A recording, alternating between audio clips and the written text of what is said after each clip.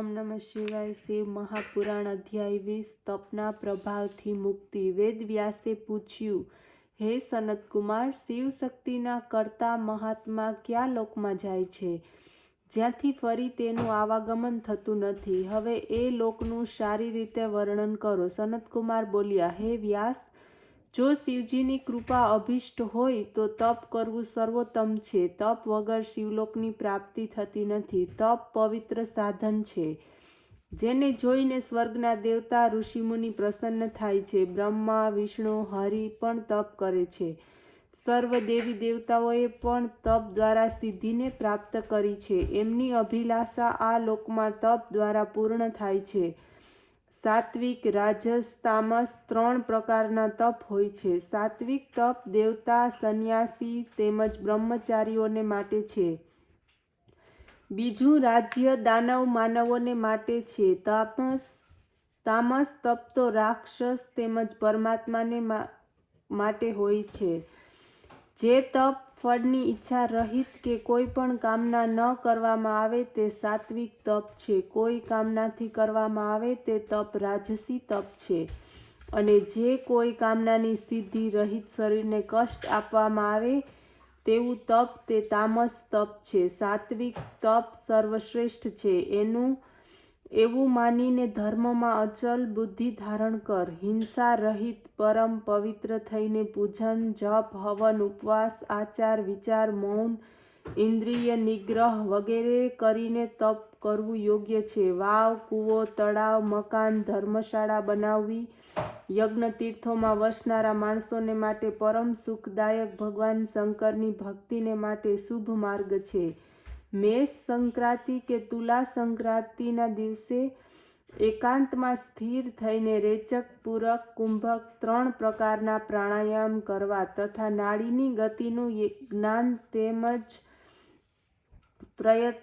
પ્રત્યાહારનો નાશ આ ચારે પ્રકારની બુદ્ધિ, અણિમા વગેરે 8 સિદ્ધિઓ યુક્ત પૂર્વ કહેવામાં આવે છે. ઉત્તમ જ્ઞાનનું સાધન છે. સ્ત્રી, શૈયા, પેદા પદાર્થો, વસ્ત્ર, ધૂપ, લેપ, તાંબુલ, ભોજન આ 5 રાજાઓના વૈભવના પદાર્થો છે. સુવર્ણ, તાંબાના ભવન, રત્નમાર્ગ, નિપુણતા સાથે જ્ઞાન, નૃત્ય, આભૂષણ, શંખ, વીણા, મૃદંગ, હાથી, શસ્ત્ર, શામર વગેરે જે કંઈ ભોગના સાધન છે એમાં મોહ પામીને મનુષ્ય સ્નેહ કરે છે.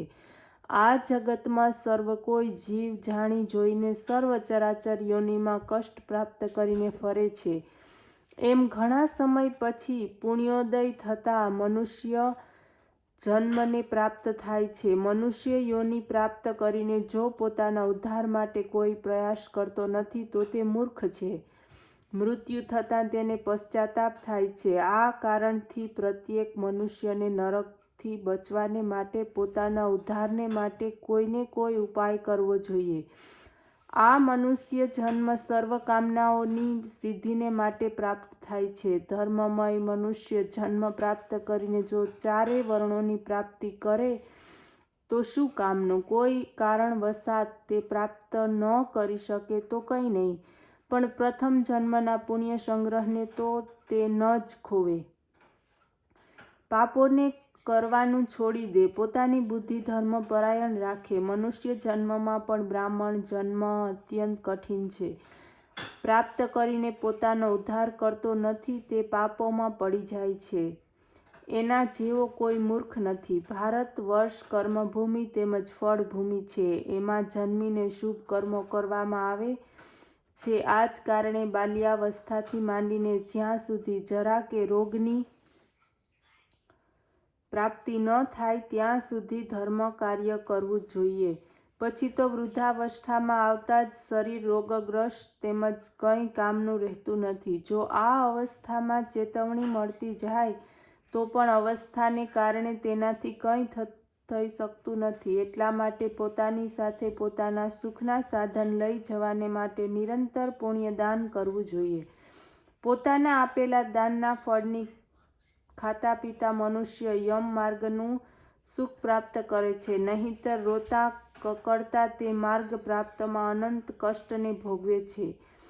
ધર્મ કરનારને સ્વર્ગ અને પાપ કરનારને નર્કની પ્રાપ્તિ થાય છે. જેણે થોડો સમય પણ શિવાશ્રય કર્યો છે એને ભયાનક નરક તથા યમ દર્શન થતું નથી, પરંતુ પાપ તેમજ મોહને કારણે શિવ આજ્ઞાથી એક સમય ત્યાં રહીને પછીથી શિવલોકથી પ્રાપ્તિ થાય છે. જે લોકો સર્વ પ્રકારના શિવચરણમાં છે તે તો કમળ જળની જેમ જ પાપોથી હંમેશા ભિન્ન રહે છે. આ કારણથી સર્વ પ્રકારના ભયમાંથી મુક્તિ આપનારું શિવનું નામ જ છે. ઓમ નમઃ શિવાય.